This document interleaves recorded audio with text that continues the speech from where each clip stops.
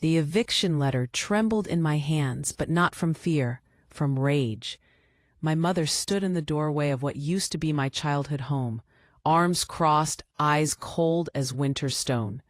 30 days, she said, like she was talking to a stranger. We need your room. My father didn't even have the decency to look at me. He just nodded from his recliner, the same recliner I'd bought him 2 Christmases ago, when the old one finally gave out. The paper in my hands felt like it weighed 1,000 pounds, and maybe it did. It was heavy with 6 years of my life, 6 years of sacrifice, 6 years of pouring every cent I earned into keeping their house from being seized by the bank. I had given them everything, my savings, my dreams, my entire 20s, and this was my reward. An eviction notice from my own parents for the house I had paid for, the house that was supposed to be our family's future. The irony tasted like acid on my tongue. I wasn't just losing a bedroom. I was losing the last shred of belief I had that family meant something more than a transaction. If you're wondering how a daughter ends up holding an eviction notice signed by her own mother, I need to take you back 6 years. Back to when I still believed that sacrifice meant something. Back to when I thought love was unconditional. It started with a phone call that split my life into a before and after. I was 23, fresh out of college with a degree in accounting, working my first real job at a mid-sized firm in Portland. I was making decent money for the first time in my life. Not rich by any means, but enough to finally breathe. Enough to start saving. I had this vision, a little studio apartment of my own by 25, a used car that actually ran without sounding like it was dying, maybe even a vacation somewhere warm. Simple dreams, but they were mine. Then my phone rang at 11 o'clock on a Tuesday night. It was my mom, and I could hear the tears before she even spoke. "Sweetheart," she choked out. "We need to talk. It's about your father." My stomach dropped. I thought someone had died. I thought there'd been an accident. But it was worse than that, in a way. It was slower. My father, Marcus, had been let go from his job. Not fired exactly. They called it downsizing, which is just a corporate word for "we don't need you anymore." He'd worked at the same manufacturing plant for 28 years.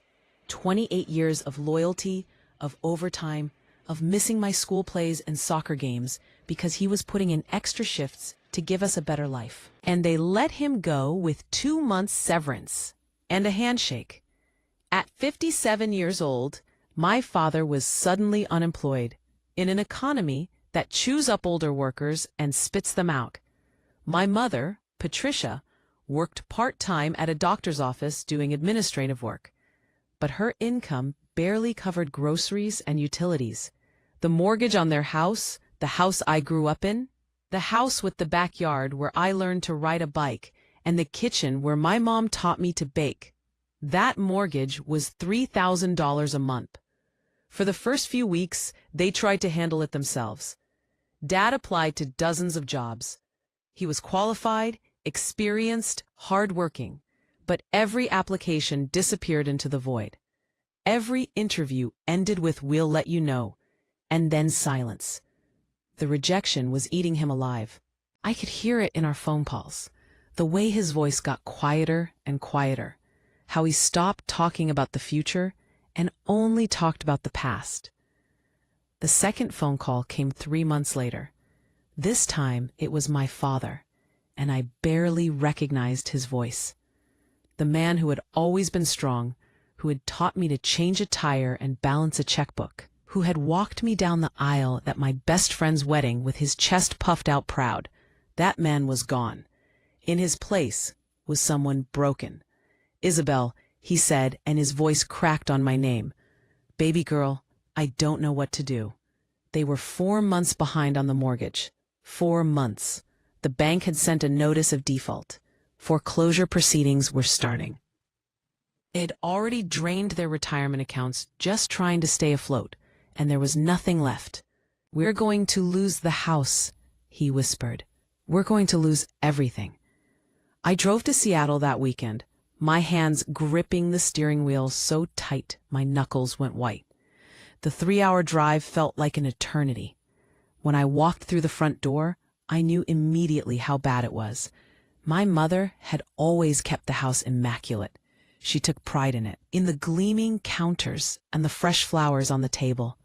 But now, there were dishes piled in the sink, mail scattered everywhere.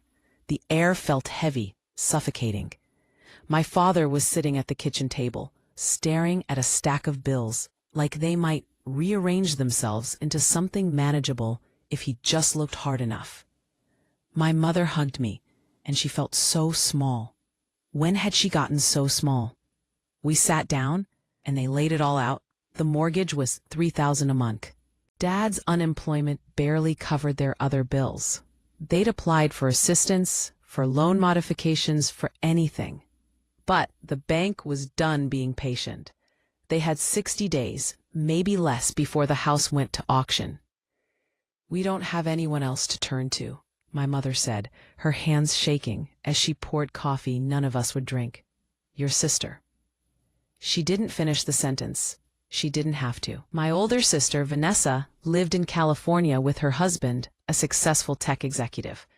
They had a 4-bedroom house in San Francisco, 2 cars, a cleaning service. But Vanessa had always been clear about boundaries. "I have my own family to think about," she'd said more than once. She sent a card on birthdays and called on Christmas. That was the extent of her involvement. So that left me, 23-year-old me, with my entry-level job and my tiny apartment and my fragile little dreams. "We wouldn't ask if we had any other choice," my father said. And for the first time in my life, I saw tears in his eyes. "But you're good with money, Isabel. You always have been. And we thought maybe if you could help us with the mortgage," my mother cut in, her words tumbling out in a rush. "Just until your father finds work. We're family. This house is your inheritance, yours and Vanessa's. You'd be investing in your own future." That word, inheritance, they kept using it like a magic spell. Like if they said it enough times, it would transform my sacrifice into something noble and fair. But I knew, even then, somewhere deep down I knew, that inheritance is something you receive when someone dies, not something you're supposed to pay for while they're still alive. But when your parents are sitting in front of you, broken and terrified, when your mother is crying and your father can't meet your eyes because the shame is eating him alive, what do you say? How do you say no? I asked to see all the paperwork, the foreclosure notice, the mortgage statements, their bank accounts. I spent that entire weekend running numbers, building spreadsheets, looking for any other solution, but there wasn't one. They needed $3,000 a month, and they couldn't cover it. I could. Barely, but I could. "What if I move back home?" I said on Sunday night, before I drove back to Portland. "I'll take over the mortgage payments. You won't have to worry about the house." The relief on their faces was immediate and overwhelming. My mother actually sobbed. My father hugged me so hard I couldn't breathe. "You're saving us," he kept saying. "You're saving us." I gave notice at my apartment that week. I put my furniture in storage, the couch I'd saved up for, the kitchen table I'd found at a thrift store, and refinished myself. The bookshelf I'd built with my own hands. I packed my life into boxes and moved back into my childhood bedroom, the one with the faded purple walls and the window that looked out over the street where I used to wait for the school bus. I was 23 years old, and I had just voluntarily given up my independence. That first month, writing the check for $3,000 felt surreal. It was more than my rent had been. It was more than I'd ever spent on anything in my life. But I did it because they were my parents, and you help your parents. That's what family does. 1 month became 2. 2 became 6. 6 became a year. And somewhere along the way, the gratitude faded. The thank yous became less frequent, then stopped altogether. The mortgage payment stopped being a sacrifice and started being an expectation. I was no longer their daughter who was helping in a crisis. I was just the person who paid the mortgage. It was my job now, as routine and unremarkable as taking out the trash. The toll it took on my life was devastating, but it happened so slowly that I didn't notice until I was already drowning. Every month, that $3,000 disappeared from my account. But it wasn't just the mortgage, it was everything else too. The water heater died, and I paid for the replacement.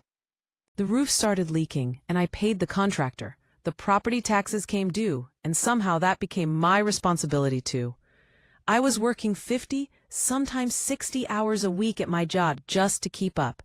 I took on every extra project, every overtime opportunity. I couldn't afford to lose this job. My entire family's survival depended on my paycheck. The pressure was crushing. I'd wake up at night in a cold sweat, doing mental math, making sure I could cover everything. One mistake, one missed payment, and the whole house of cards would collapse. My personal life became a ghost of what it should have been. My friends from college were moving forward with their lives. They were traveling, getting promotions, falling in love, getting married. I watched it all happen through social media, through occasional coffee meetups where I'd smile and nod and pretend I was doing fine. But I wasn't fine. I was stuck. I couldn't date. How do you explain to someone that you're living with your parents at 25, at 26, that you have a good job but no money because you're supporting your entire family? The few times I tried, the relationships fizzled out quickly. One guy straight up said, "I don't want to get involved with someone who has that kind of financial burden." His honesty was brutal, but at least it was honest. I couldn't travel. My friends planned a trip to Mexico for a wedding, and I had to say no. I couldn't afford the plane ticket, couldn't take the time off, couldn't risk anything that might jeopardize my ability to write that check on the first of the month. I watched the photos online, their sun-bright smiles and tropical drinks, and I felt like I was watching life happen to other people. People who weren't me. I couldn't save for my own future. The retirement account I'd started at my first job sat stagnant. I should have been building wealth, investing in my future, creating the life I wanted. Instead, every penny I earned went into maintaining my parents' life, the life they'd built, the life they couldn't afford. And then there was Vanessa, my sister, the golden child, the one who'd always done everything right. She'd married well, lived well, and kept a comfortable distance from our family's problems. But my parents didn't see it that way. When Vanessa sent them a fruit basket at Christmas, my mother would talk about it for weeks. "Isn't that thoughtful? Isn't she sweet?" When Vanessa and her husband took them out for dinner during their annual visit, one dinner once a year, my father would beam about what a success she'd become. Meanwhile, I was there every single day. I was paying their bills, fixing their house, keeping their lights on. And I got what? A casual "thanks, honey," if I was lucky? Most of the time, nothing at all. The mortgage payment was just expected. My presence was just expected. I was part of the furniture, as essential and as ignored as the refrigerator. If you feel my words, show your support by liking the video and subscribing to the channel. And tell me, from which city do you belong? So I can see how far a woman's impactful voice can reach. Help me build this community so we can bring more truthful stories for you. The resentment built slowly, like water behind a dam. At first, it was small things. My mother asking me to pick up groceries on my way home from work. Not asking, really, just assuming I would. My father leaving the bills on the counter for me to handle because you're so much better at this stuff. The way they'd make plans without consulting me, because I'd always be there. I was reliable. I was dependable. I was a resource, not a person. Ending the text. I tried to talk to them about it once, about 2 years in. I waited till after dinner, when we were all sitting around the table. I brought it up gently, carefully. Ending the text. "Dad, I need to talk to you about something," I said, my heart pounding. "I've been thinking about the future, about how long this arrangement can continue. I'm almost 26, and I need to start thinking about my own life, my own goals. Maybe we should start talking about an exit strategy, a way for you guys to take back over the mortgage, or..." My father cut me off, his face darkening. "An exit strategy? Isabel, we're still looking for work." The job market is terrible. You know this. I know, but it's been 2 years and we appreciate everything you're doing, my mother said, her voice sharp. We really do, but this house is part of your inheritance. You're not losing money. You're investing in your future. When we're gone, this will all be yours and Vanessa's. There it was again, inheritance. The magic word that was supposed to make everything okay. But it didn't feel like an investment. It felt like I was being slowly drained, like they were taking pieces of me month by month, until there'd be nothing left. I didn't bring it up again. The years blurred together. 26 became 27, 27 became 28. I'd been paying the mortgage for 5 years, then 6. The number was staggering when I finally calculated it. $216,000. 6 years times 12 months times $3,000. $216,000 of my money, my youth, my dreams, all poured into a house that wasn't mine. And then, finally, the end came into sight. After 6 long years, I wrote the final mortgage payment. I remember sitting at my desk, staring at the confirmation screen on my laptop. The balance? 0. The house was paid off, completely, free and clear. I felt nothing. I thought I'd feel relief, maybe even joy, but there was just this vast, echoing emptiness. 6 years. I was 29 years old, and I had spent my entire 20s paying for my parents' house. I walked downstairs that evening, where my parents were watching television in a living room. I tried to keep my voice light, casual. So, the last mortgage payment went through today, I said. The house is officially paid off. My father glanced up from the TV. Oh, good. Then he looked back at the screen. My mother nodded. That's nice, sweetie. Can you pick up milk tomorrow? We're running low. That was it. No celebration, no thank you, no acknowledgement of what I had just done, of what I had sacrificed. 6 years of my life. And I got the same response I'd get if I'd taken out the trash. I went back upstairs to my room, closed the door, and sat on my bed in the dark. And for the first time in 6 years, I let myself really feel the anger I'd been pushing down, swallowing, ignoring.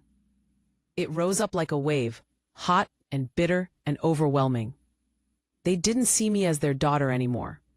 They saw me as a function, a utility. I paid the bills. That's who I was to them now. The next 2 weeks were strange.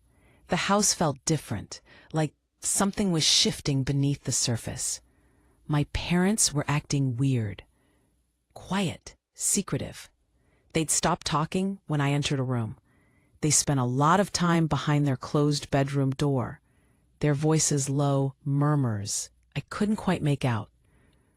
I told myself I was being paranoid. They were probably just adjusting to not having the stress of the mortgage hanging over them. They'd relax soon, and things would get better. I couldn't have been more wrong. It was a Thursday evening when they called me into the living room. My mother was perched on the edge of the couch, her hands folded in her lap.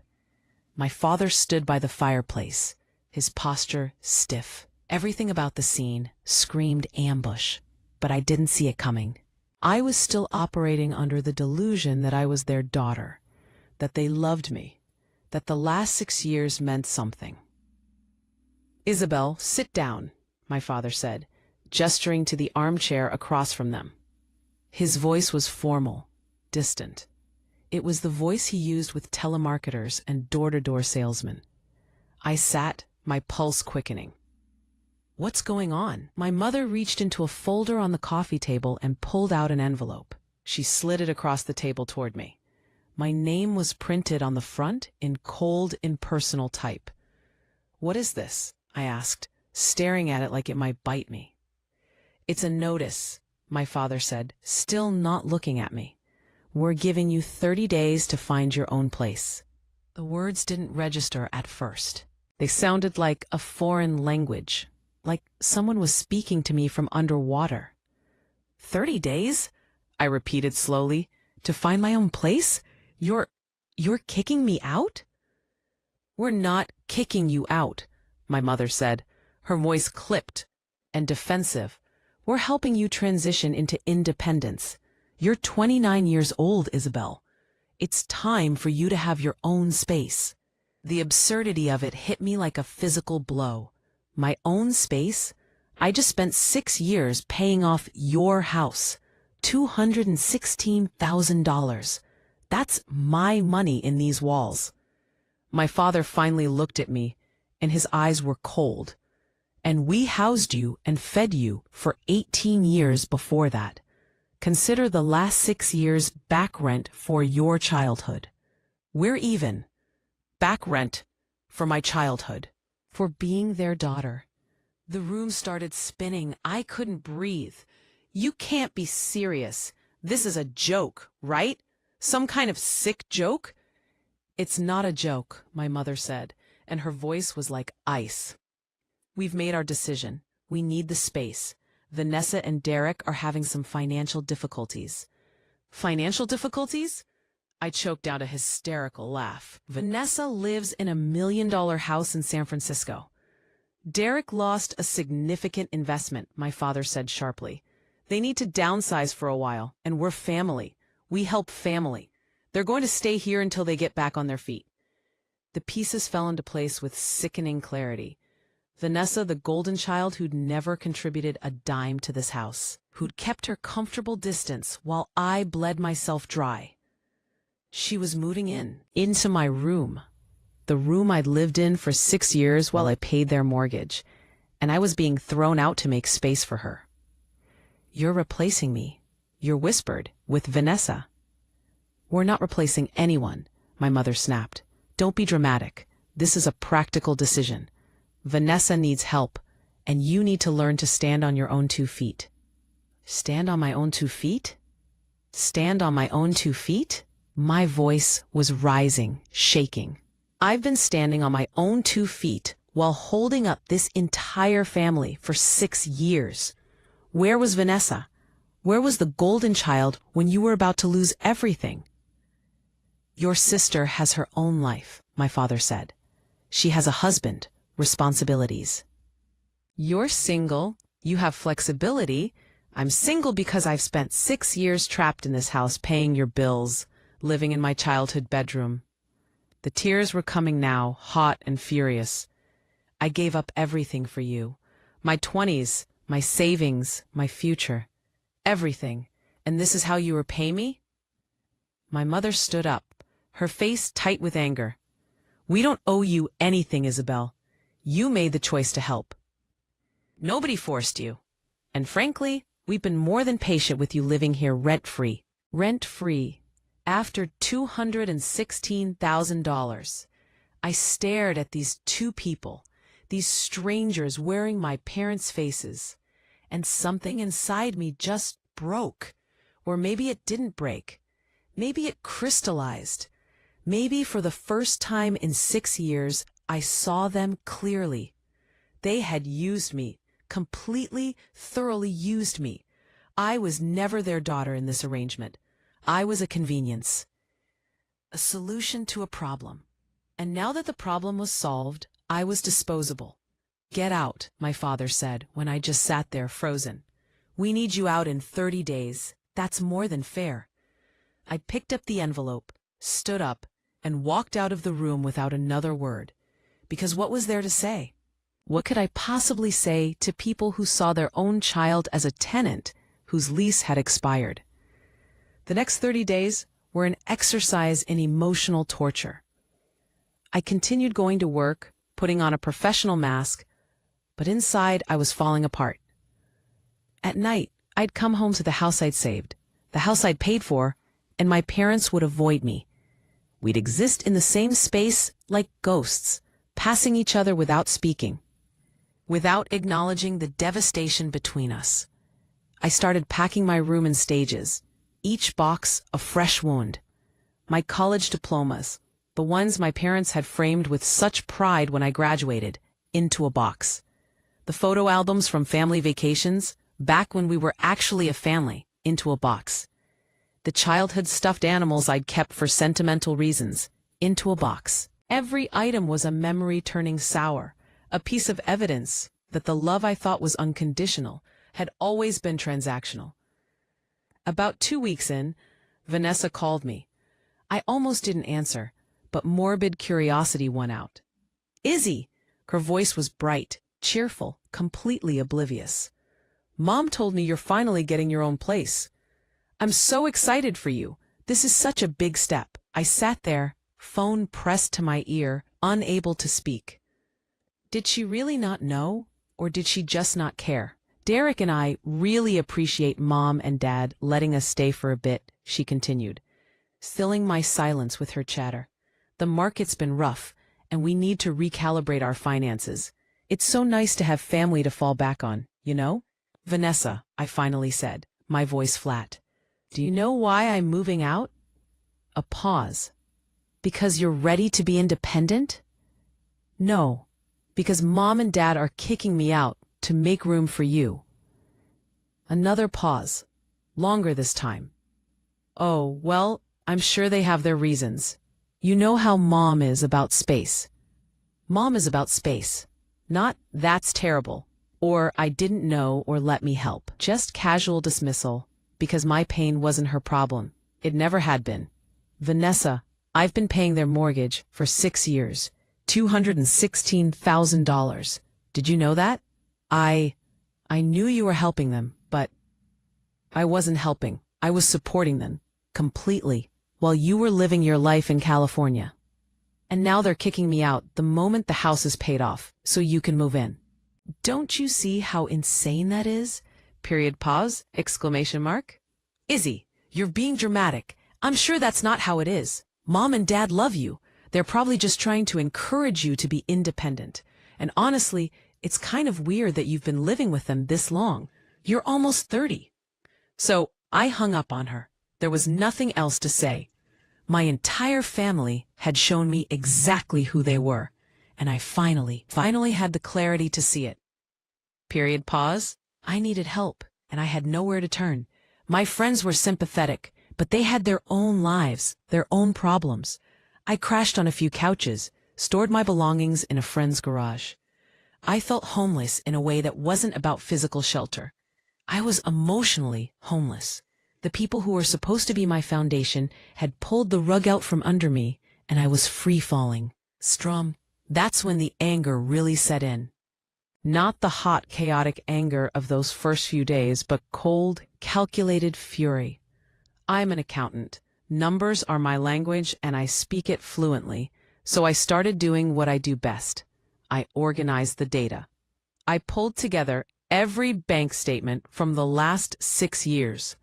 Every mortgage payment, every repair bill, every property tax payment. I documented everything with receipts, confirmations, and canceled checks. The spreadsheet I created was meticulous, color-coded, airtight. $216,000 in mortgage payments, $38,000 in home repairs and maintenance, $15,000 in property taxes and insurance. Grand total, $269,000. Almost $300,000 that I had poured into a house I didn't own for people who had discarded me without a second thought. I made an appointment with a lawyer specializing in family law and property disputes. Her name was Jennifer Huang, and she came highly recommended. Her office was sleek and professional, and when I walked in with my folder of documentation, she could probably see the desperation and rage radiating off me. "Tell me everything," she said, leaning back in her chair. So I did. I laid out the entire story, from the first panicked phone call to the eviction notice. I showed her my spreadsheets, my receipts, my documentation. When I finished, she sat quietly for a moment, studying the papers. "This is a difficult situation," she finally said. "Legally, without your name on the deed or a formal loan agreement in writing, your mortgage payments are considered gifts. You'd have a very hard time recouping that money through the courts." My heart sank. "So there's nothing I can do? They just get to keep everything?" I didn't say that. She leaned forward, her eyes sharp. Tell me about any other financial entanglements. Credit cards, loans, anything with your name on it tied to the property. I thought back, racking my brain. There's a home equity line of credit. They took it out about 7 years ago, when my dad's credit was terrible after he lost his job. The bank required a cosigner. I signed on to help them get approved. Jennifer's expression shifted. You co-signed on a HELOC secured by the property? Do you know if it's still active? I don't know. I haven't thought about it in years. Find out, she said. If that line of credit is still open and your name is still on it, that could be your leverage. You're legally tied to that property through the HELOC, and if they've been irresponsible with payments, your credit is on the line too. I left her office with a mission. That night, I logged into my credit monitoring account for the first time in months. And there it was, the HELOC, still active, with a balance of $42,000. My name was on it, and according to the payment history, they'd been making minimum payments, if that. Some months they'd missed payments entirely. They'd been destroying my credit while I was living in their house, paying their mortgage, keeping them afloat. The betrayal was so complete, it almost felt poetic. I called Jennifer immediately. It's still active. $42,000 balance, and the payment history is terrible. Perfect, she said, and I could hear the satisfaction in her voice. Here's what we're going to do. The plan was elegant in its simplicity. I would pay off the entire HELOC balance to protect my credit. Simultaneously, Jennifer would file a lien against the property for the full amount I'd paid. The mortgage payments, the repairs, everything. The lien would be a legal claim against the house, meaning they couldn't sell or refinance without paying me back first. And given their financial situation, they'd have no choice but to sell. They'll lose the house? I asked. They'll have to sell it to pay off your lien, but they'll walk away with whatever equity is left over after your claim is satisfied. They won't be homeless, but they also won't get to keep the house you paid for. It was perfect. It was justice. And it was completely legal. If you feel my words, show your support by liking the video and subscribing to the channel. And tell me, from which city do you belong? So I can see how far a woman's impactful voice can reach. Help me build this community so we can bring more truthful stories for you. I moved out on day 30. My parents made sure to be gone when I left, avoiding any final confrontation. I walked through the house one last time, seeing it with new eyes. This wasn't my home. It had never been my home. It was the place where I'd lost 6 years of my life to people who saw me as a resource, not a daughter. I left my key on the kitchen counter, next to a note that just said, "Goodbye." I didn't say thank you. I didn't say I love you. I didn't say anything that wasn't true. I lived with my friend Rachel for 2 months while I got back on my feet. I threw myself into work with a ferocity that surprised my colleagues. All that pain, all that rage, I channeled it into rebuilding my life. I opened new bank accounts at a different bank. I started contributing to my retirement fund again. I bought new clothes that actually fit and weren't 5 years old. Small things, but they mattered. They were mine. I followed Jennifer's advice about no contact. I blocked my parents' numbers. I blocked Vanessa. I unfollowed them on social media. If they wanted to pretend I didn't exist, I'd return the favor. For the first time in 6 years, I focused entirely on myself, my needs, my goals, my future. It felt selfish at first, almost guilty, but then I remembered they'd been selfish with my life for 6 years. I was just balancing the scales. 8 weeks after I moved out, I got the confirmation that the HELOC was paid off. $42,000, wired from my carefully rebuilt savings. It hurt to spend that money, but it was an investment. Jennifer filed the lien the same day. $269,000 legally attached to the property. The county recorder stamped it and filed it. It was public record now. Official. I waited, and I didn't have to wait long. The first call came 3 days later. It was my father, his number showing up as unknown because I'd blocked him. I let it go to voicemail. His message was clipped and angry. "Isabel, it's your father. We need to talk. The bank sent us something about a lien on the house. I don't know what you're playing at, but you need to call me back immediately." Delete. 2 days after that, my mother called from a different number. I let that one go to voicemail too. "Sweetheart," she said, her voice syrupy sweet, all the coldness from our last conversation gone. "There's been some kind of mistake with the house paperwork.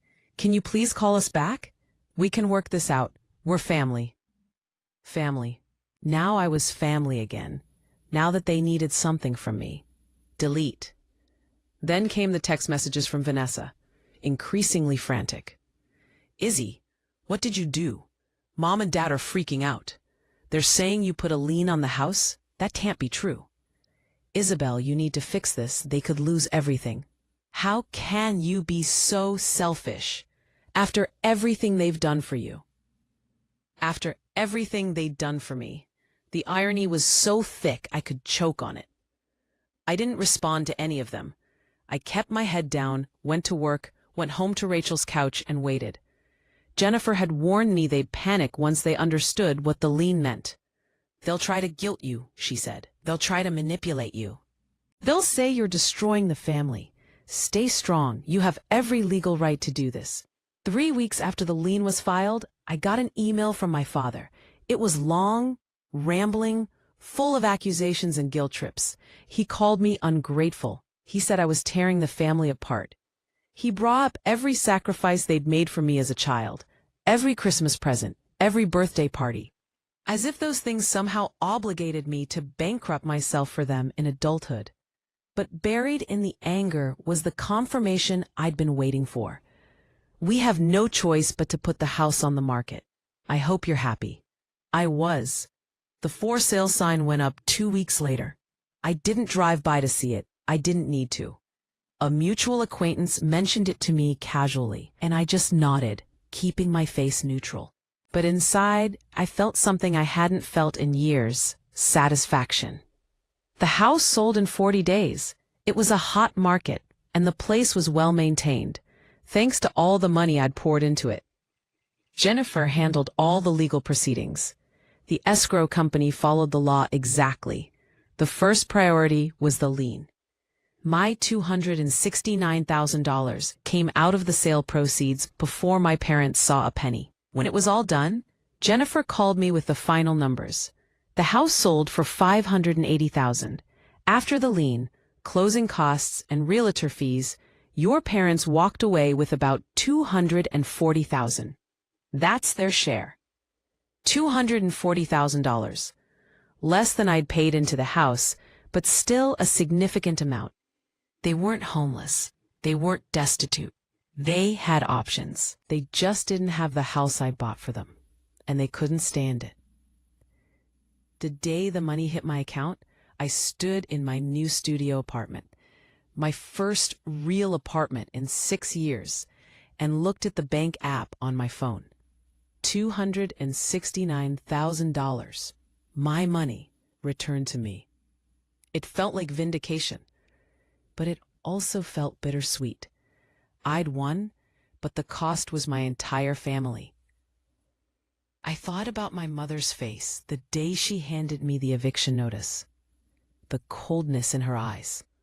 The dismissive way she'd said, "back rent." I thought about my father's voice when he said, "We don't owe you anything." I thought about Vanessa's obliviousness, her selfish disregard for what I'd been through. And I realized I hadn't lost my family. You can't lose something you never really had. What I'd lost was the illusion of family. And maybe that was the most valuable thing I could have lost. With my reclaimed money, I started building the life I should have been living all along. I found a beautiful one-bedroom apartment in downtown Portland with huge windows and exposed brick. It was trendy and modern and completely mine. I bought furniture, new furniture, not hand-me-downs or thrift store finds. A real couch, a dining table, a bed frame that didn't squeak. Simple things. But they represented freedom. I started investing aggressively. I opened a brokerage account and started building a diversified portfolio. I maxed out my retirement contributions for the first time in years. I even hired a financial advisor to help me plan for long-term wealth building. Every smart financial decision felt like an act of rebellion against the years I'd wasted. And I started dating again. Really dating, not the half-hearted attempts I'd made while living under my parents' roof. I went out with people I met through friends, through work, through dating apps. Some of them went nowhere, but a few turned into something real. For the first time, I could be honest about my life, my goals, my situation. I wasn't the woman who lived with her parents anymore. I was just me. 6 months after the house sold, I went on a date with a man named Colin. He was an architect, funny and kind, with an easy smile that made me feel comfortable. We met for coffee, and the conversation flowed naturally. When he asked about my family, I was honest in a way I'd never been before. "It's complicated," I said. "We're not in contact right now." There was a falling out over money and boundaries. He nodded, his expression thoughtful. "That must have been really hard, but it also sounds like you did what you needed to do for yourself." It was such a simple concept, but it felt revolutionary. For the first time in years, I wasn't carrying the weight of guilt, the constant voice in my head telling me I should have done more, sacrificed more, been more. It was hard, I admitted, but it was also necessary. Colin reached across the table and squeezed my hand. "Well, for what it's worth, I think standing up for yourself takes a lot of courage." Equals for Sash. That date turned into a second, then a third. Colin became my boyfriend, then my partner. He knew my whole story, the money, the betrayal, the lien, everything. And he didn't run. He didn't judge. He just accepted that I'd been through something difficult and had come out stronger on the other side. About a year after the house sold, I got an unexpected message on LinkedIn. It was from Vanessa. I stared at the notification for a long time before opening it. "Izzy, I know you probably don't want to hear from me, but I wanted to reach out. Derek and I are separated. Living with Mom and Dad was a disaster. They expected us to help with their rent, and when we couldn't, things got really toxic. I finally understand what you must have gone through.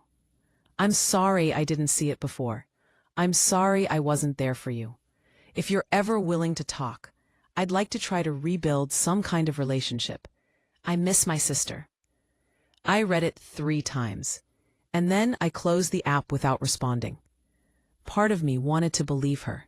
Part of me wanted to think that maybe, just maybe, Vanessa had genuinely changed, that she'd learned something from her own experience with our parents. But a bigger part of me knew the truth. People don't change that easily. And even if she had changed, I didn't owe her forgiveness. I didn't owe her a relationship. I'd spent 6 years giving everything to people who took and never gave back. I wasn't going to fall into that trap again. 2 years after I moved out, my life was unrecognizable from what it had been. I got promoted to senior accountant at my firm with a significant salary increase. Colin and I moved in together into a beautiful 2-bedroom condo that we bought together, both our names on the deed. We adopted a rescue dog named Pepper, a scrappy little terrier mix who'd been through her own share of abandonment and came out the other side. I saw a lot of myself in her. My investment portfolio was growing steadily. I had real savings again, real financial security. I took a vacation to Italy with Colin, something I'd dreamed about doing since college, but never thought I'd be able to afford. We spent 2 weeks wandering through Florence and Rome, eating too much pasta, drinking wine in tiny cafes. It was perfect. It was mine. But the shadow of my family still lingered in unexpected ways. I'd see a mother and daughter shopping together, laughing, and I'd feel a pang of loss, not for who my parents were, but for who I'd wanted them to be, for the fantasy family I'd built in my head, the one that appreciated sacrifice and valued me as more than a dollar ATM machine with a heartbeat. Therapy helped. I started seeing a counselor named Dr. Morrison about 18 months after I left. At first, I resisted. I told myself I was fine, that I'd moved on, that I didn't need to process anything. But Colin gently encouraged me to talk to someone. And I finally caved. Dr. Morrison was kind, but direct. She didn't let me minimize what had happened. "What your parents did was financial abuse," she said in one of our early sessions. "They exploited your love and your sense of duty. That's not a small thing, Isabel. That's trauma." Trauma. The word felt too big, too serious. Trauma was for people who'd been through real horrors, not for someone who just had difficult parents. But the more I talked about it, the more I realized she was right. I'd been conditioned to put their needs above my own, to sacrifice my well-being for their comfort, to accept less than I deserved because that's what family does. Breaking that conditioning was hard work. It meant recognizing all the ways I'd been taught that my value was in what I could provide, not who I was. It meant learning to say no without guilt. It meant accepting that love shouldn't hurt and family shouldn't cost you your future. "Do you think you'll ever reconcile with them?" Dr. Morrison asked me during one session. I thought about it for a long time. "I don't know," I finally said. "Part of me wants to believe they could change, that they could apologize and mean it. But a bigger part of me thinks that would require them to see me as a person, not a resource. And I don't think they're capable of that." "And how does that make you feel?" "Sad," I admitted. "Not for what I lost, but for what I never really had. I spent my whole life believing that if I just worked hard enough, sacrificed enough, proved myself enough, they'd see me, they'd value me. But it was never about me. It was always about what I could do for them." Dr. Morrison nodded. "Grief for the family you deserved is completely valid. You're allowed to mourn that loss, even as you move forward." So I did mourn. I mourned the mother who should have protected me instead of exploiting me. I mourned the father who should have been proud of me instead of dismissive. I mourned the sister who should have stood beside me instead of benefiting from my downfall. And I mourned the years I'd lost, the opportunities I'd missed, the version of myself I might have been if I'd been free to grow. But I also celebrated. I celebrated my strength, my resilience, my ability to rebuild from nothing. I celebrated the life I'd created, the genuine relationships I'd formed, the future I was building on my own terms. About 3 years after the house sold, I got a letter in the mail. It was forwarded from my old address, and the return address was my parents' current apartment. I held it for a long time, debating whether to open it or just throw it away. Finally, curiosity won. I opened it. A letter was from my mother, handwritten on lined notepaper. Her handwriting was shaky, less precise than I remembered. "Dear Isabel, your father and I have been talking, and we wanted to reach out. We know things ended badly between us, and we've had a lot of time to think about it. We may have been too harsh when we asked you to leave. We were going through a difficult time, making difficult decisions, and we didn't handle it well. Vanessa has told us about the lien and the money you took from the house sale. We understand you were upset, but we think you overreacted. That money was part of your inheritance anyway. You just took it a little early. We're writing because we think it's time to move past this. We're your parents, and you're our daughter, and family should be able to forgive. We'd like to get together for lunch or dinner sometime, just to talk. We can put all of this behind us and start fresh.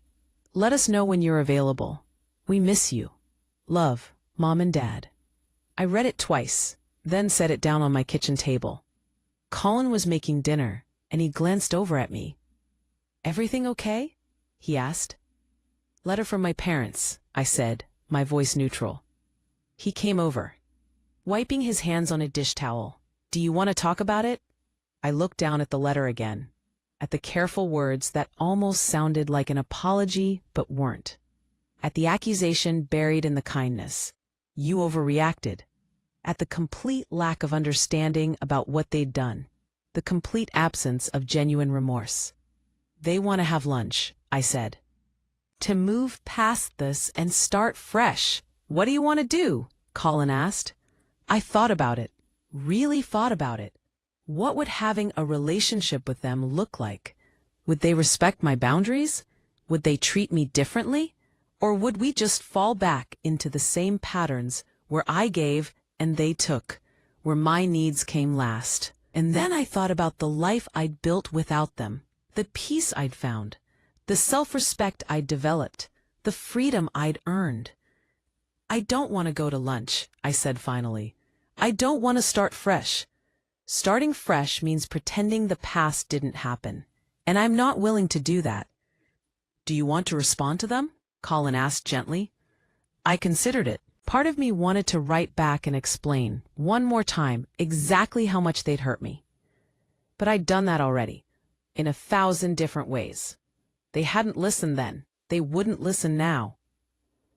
No, I said. I don't think I will. I folded the letter, put it back in the envelope, and threw it away. It felt good. It felt final. If you feel my words, show your support by liking the video and subscribing to the channel. And tell me, from which city do you belong? So I can see how far a woman's impactful voice can reach. Help me build this community so we can bring more truthful stories for you. That decision, to not respond, to not engage, to protect my peace, was one of the best I ever made. Because once I stopped hoping they'd change, once I stopped waiting for the apology I'd never get, I was free. Really, truly free. Life moved forward. Colin and I got engaged on a trip to the coast. A simple proposal on a windswept beach at sunset. We started planning a small wedding, just close friends, the family we'd chosen rather than the family we'd been born into.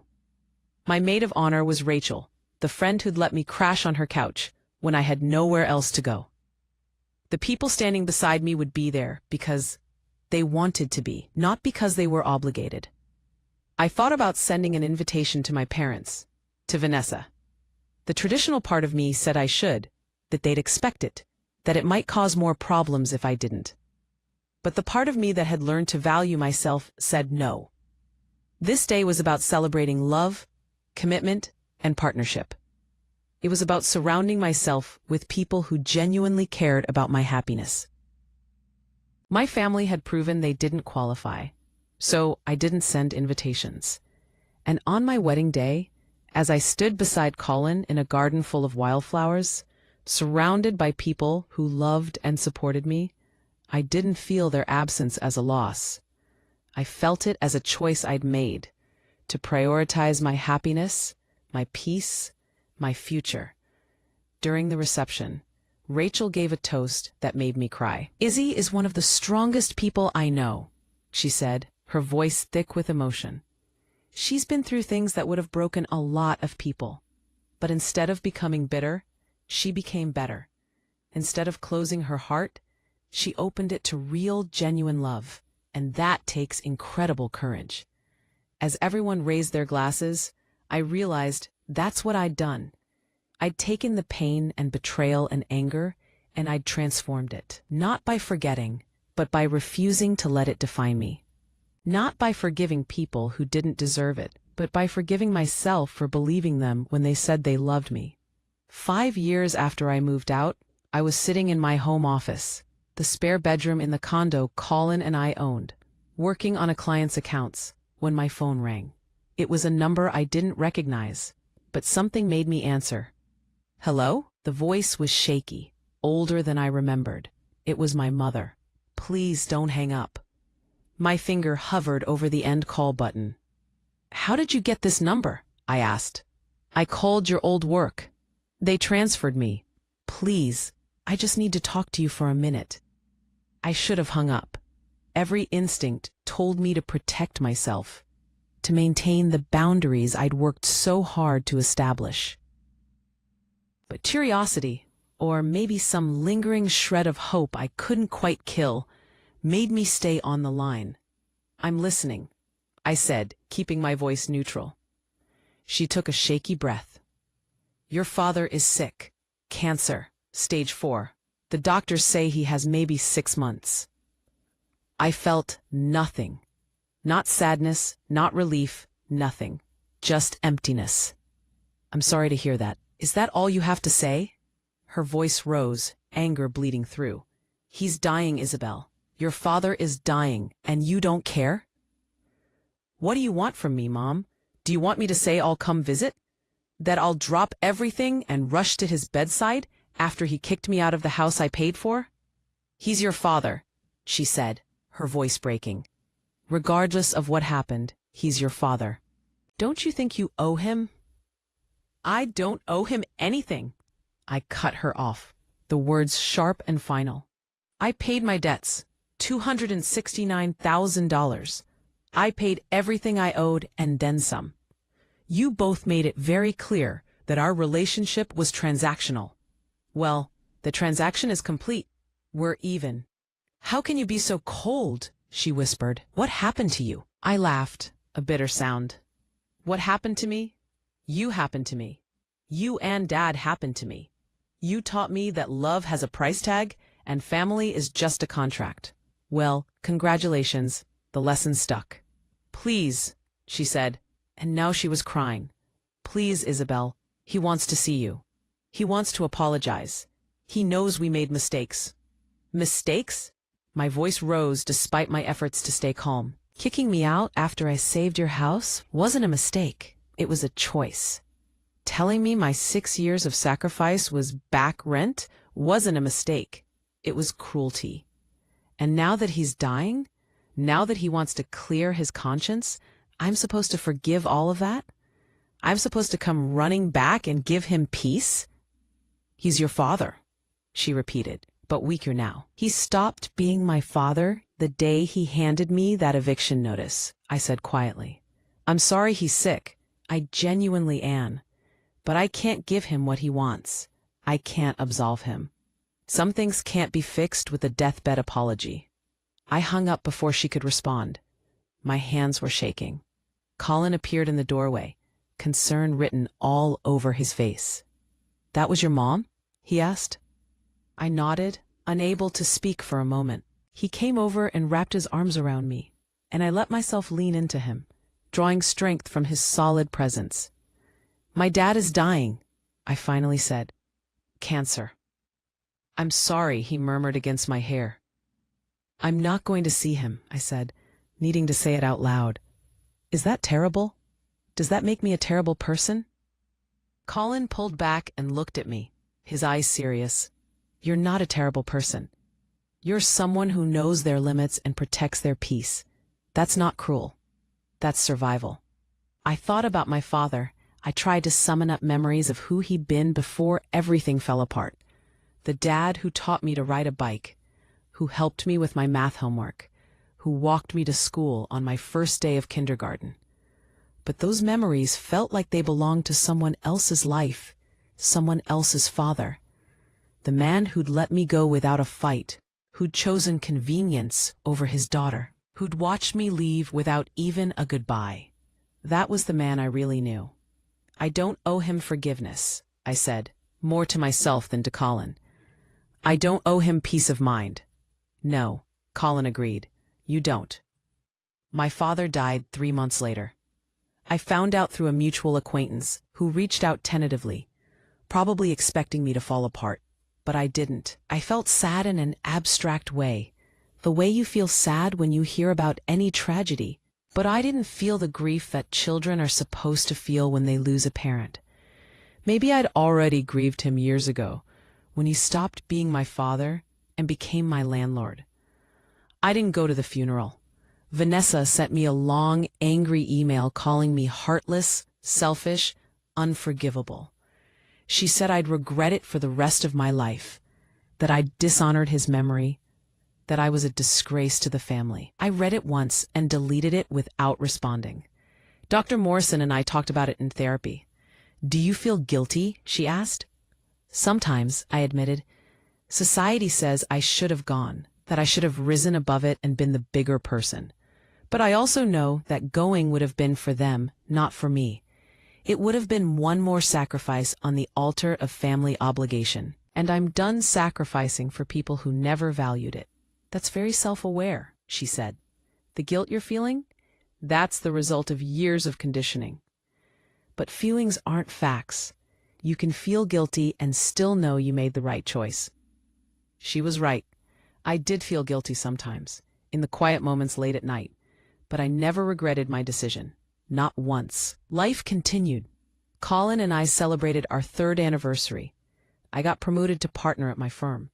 We bought a bigger house, one with a yard for Pepper and room for the family we were talking about starting. I reconnected with old friends, made new ones, built a life that was rich and full and entirely my own. 7 years after I moved out of my parents' house, I was at a coffee shop, working on my laptop, when someone tapped my shoulder. I looked up, and there was Vanessa. She looked older, tired. Her hair was shorter, streaked with gray she hadn't bothered to cover. She was carrying a coffee cup, and her hands trembled slightly. "Izzy," she said, "can I sit?" Every instinct told me to say no, to close my laptop and leave. But something, curiosity maybe, or a desire for closure, made me gesture to the empty chair across from me. She sat down, clutching her coffee like a lifeline. For a long moment, we just looked at each other. "I'm not here to attack you," she finally said, "or to try to guilt you into anything. I wanted to talk, if you're willing." "I'm listening," I said, echoing the words I'd said to my mother years ago. Vanessa took a deep breath. "Mom is struggling. Financially, emotionally. She's alone now, and the life insurance wasn't as much as they thought. She's barely making ends meet." "And you want me to help her," I said flatly. "No," Vanessa said quickly. "Actually, no. I'm not asking you for anything. I'm telling you because I thought you should know." I waited. There was more. I could see it in her face. "Derek and I split up for good," she continued. "The separation became permanent. Living with Mom and Dad was a nightmare. You were right about that. They expected us to pay for everything, to take care of them, and when we couldn't, they turned on us the same way they turned on you." "So now you understand," I said, and I couldn't keep the edge out of my voice. "Yes," she said simply, "now I understand. And I owe you an apology. A real one, not like the LinkedIn message I sent. Izzy, I'm sorry.